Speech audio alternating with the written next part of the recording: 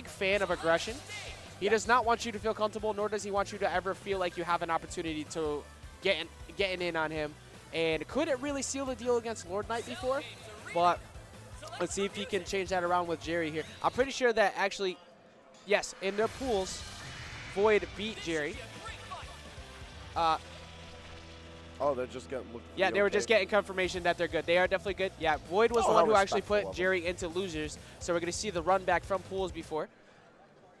Now, I don't know what that set count was, but the way that Jerry's been looking so far, definitely believe that he has an opportunity to make that run back because this has been quite spectacular in his part. So I'm very impressed with Jerry's play up to this point, and I want to see how far he can bring this at this rate because he's making quite the loser's run. And that's not the way to do it. Get an air-to-air. CLG's Void getting the first opening. Yeah, sometimes you got to stumble along the way. That's how it is. Good defense, blocking both overheads.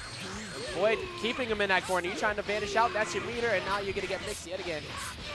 I feel like one of the aspects of Void's play that translates across all games that he plays is definitely, as you build up his style of aggression, it's not just the fact that he wants to press buttons on you, it's he's waiting for every moment that you try to press a button in response. He wants your reversal so he can blow it up, remind you that it's useless, and keep the flag flying. That aggression working perfectly for him. That cell going down quite easily. And oh my god, and that's exactly what you wanted. But opting to attack the Bardock instead. Seems like he doesn't feel like the cell is his problem right now.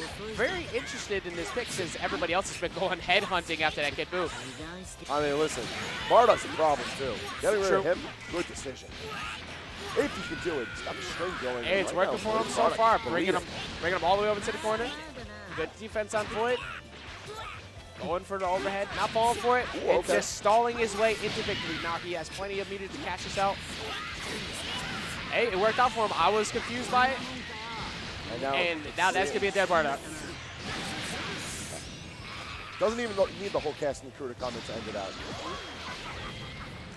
16 to Bardock, I feel like a great duo in their own right. That much like if you pair together 16 and Go Tanks or Vegeta and Cell, they're a duo that can pull together with anyone. As I said, play team best. You got Android 16, you got Bardock, you got a great tools to success. Oh, recognizing that he's going for that reflect, get caught on your dome. It's going to be a lot of damage he's got to hold here.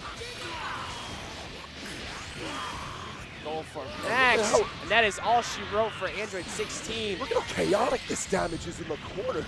Void looking crisp and clean, not being phased at all. Very stoic, very calm, always has that same kind of face. I was just going to say, it's such a strong juxtaposition from himself as a player. Always looking composed, always trying to show, even if his nerves ever even attempt to get to him, he can shake them. He can sit there and just recognize what he needs to do in the situation so he can finish off. Right now, Jerry kind of stuck between a rock and a hard place. Has quite a hill to climb here, but he has the perfect carry to do it, and that's a great way to get it started. You know, I was just going to say Goku, finish this Super Saiyan Goku, not the other like 31 different flavors. This particular Goku can be particularly squirrely. He's got a lot of tools to escape, he's got a lot of tools to back off, force the opponent off of him. And while not necessarily a zoner character like traditionally, he's got those get-off tools. Bro, I don't know what Goku did to his dad, but he's kind of mad at him. He's kind of scrapping pretty bad. This one. I was just going to say, my man, did not tell you to get home at the right time, but he was able to swap out, but recognizing that the Kid Buu was coming. Oh, not able to convert on that either. Now Void just kind of hanging back, trying to regain a little bit of that life. Never mind, just throw out the candy beam. That's a good way to get across the field pretty quick. Yeah, definitely not something that he's been throwing out way too often, usually just as a combo ender. Exit, as I said right there, and trying to go for the cross-up and tech down, and Jerry waiting for it. I feel like it's a really good call on Jerry. Immediately get the sparking, try and get back some of that health, especially as he's in the middle of his reversal. See how far he can take this and get some damage going with the level 3. That's not going to be killing, but it's definitely going to be resetting the situation in a way that Jerry can now kick things back, see how Void's going to respond. Void's going to respond by dropping this Kid Buu real quick. Yet another of everybody's favorite mix-up, and Jerry comes out on top, and actually in a pretty good position. Now, Void does have 7 meters. He has plenty of damage output still, even without it. Almost getting anti-aired, but able to walk out of there. And he's been doing so well on recognizing people when they go for the vanishes. That has been the key to victory for Jerry over these last couple sets between Ruin and now Void taking game 1. Super solid comeback with Bardock. gotta respect the character and his power. Yeah, what a hill to climb there. He definitely had a huge deficit, but Bardock, who needs anybody else? When you got to mix up like that and be able to, the damage output that he has, to be able to cover that range, it worked out for him. Now Void, backing out, like I said, I always like this. If you need that opportunity to take a breather, take it. Step out, really recollect yourself. I'm telling you, every time I'm worried that he's going to pick the green one. I'm like, please don't pick, please don't pick the green one. I mean, listen, man, it's gross, but it's still the same character. It's so nasty. It's just, it's kind of like Green Mario. I can't stand it.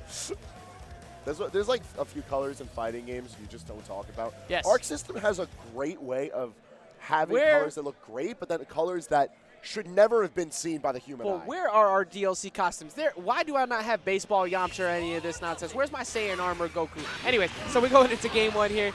Jerry doing a very good job of taking that game from Void, kind of stealing it from his hands that he had.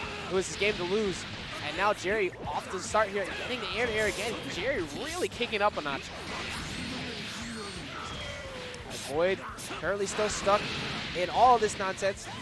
Yo, finally able to get himself out. It's not like Kid Buu. If they play Kid Buu, they like Kid Buu. Let's be if real. they see Kid Buu, blood's in the air immediately. Yeah, let's be real. Everybody hate Kid Buu. I love Kid Buu, but everybody else hates Kid Buu. Like, and speaking of which, he wants it right back. Yeah. The thing with Kid Buu is that, in all honesty, AJAX, such a degenerate character, man. You can have any level of skill behind this character, and it's dangerous to keep alive, and especially in the hands of someone who knows how to use them like Void.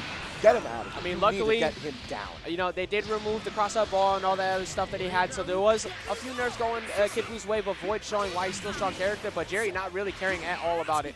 Now, we already saw in that last game, Jerry able to come back with Bardock. Still plenty of a good toolkit for Void, but it doesn't matter when you get crossed up like that. I mean, listen, man. Fearless don't mean anything. Character's health set 0. And Jerry put the big Hard face facts. trying to bring that to any character that's on Void's team. House Flash coming down on Bardock, and Bardock's not dying off of this, but he is bleeding. Opted to pop the sparking, doesn't want to deal with that, makes a very smart call, and gonna swap out into the Bardock of his own. Void currently stuck in a very bad position here. All right, that time able to get out of there, and once again, every time somebody's gone for advantage, pretty much a super dash. Jerry has met him with a 2H or reflect. And speaking of 2H, catching these stones, the swiftest of baseball swings, and Void currently in a very bad spot, down to only Goku with no sparking. Jerry looking like he's ready to ride his way all the way into this next round. Yeah, this is a bit of a grim scene for Void right now. Very few resources on deck, and Goku himself, while I feel like excellent anchor because of how he can make use of all of this meter, it's going to be hard for him to use it if he's never going to get a chance to breathe. Jerry's still sitting on for all three of his characters. Plenty of damage coming out from Bardock. And honestly, all the momentum in the world right now. Yeah, you never get to use it when you're constantly just holding block against Bardock and having to deal with all this. Void trying to find his window of opportunity to get himself out of this corner. Playing super patient, not trying to overcommit and just run into something. It doesn't believe, but that time gets the Kamehameha. It can't extend it, doesn't have sparking or anything else. All right, there we go. Gets the opening. Let's see if it can lead to something a little bit. This is still a huge hill to climb.